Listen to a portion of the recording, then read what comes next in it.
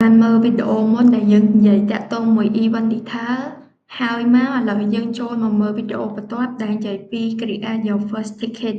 trong bông ai cho create your first ticket bán và toát má bông ai cho cái này ní đậm bay và rạch vi thông bán trong bua cái này ní bông ai upload image bán đại image nâng ở bông ai upload tam sai hay nâng file sai để dương bạn đã nơi khẳng cầu nâng bán hay ticket មួយនឹងយើងអាចដាក់ឈ្មោះ ticket បានដែល ticket នេះខ្ញុំដាក់ឈ្មោះថាstandard ticket អញ្ចឹងចំពោះកន្លែងនេះនៅកន្លែង master price ហ្នឹងបងអាចដាក់តម្លៃបាន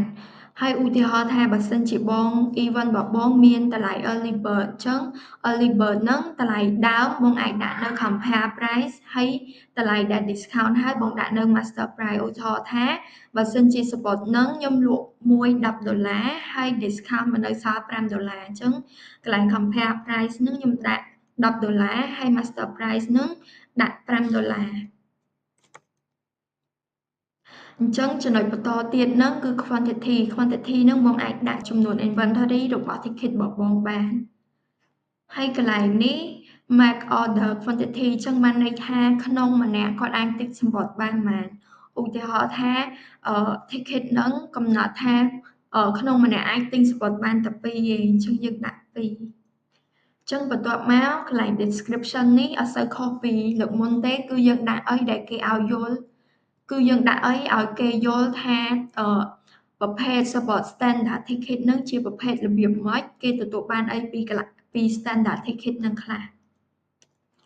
ចឹងបងអាចដាក់ detail តាក់ទងមួយ event របស់បងបានហើយចំពោះ available on ចឹងកន្លែងនេះ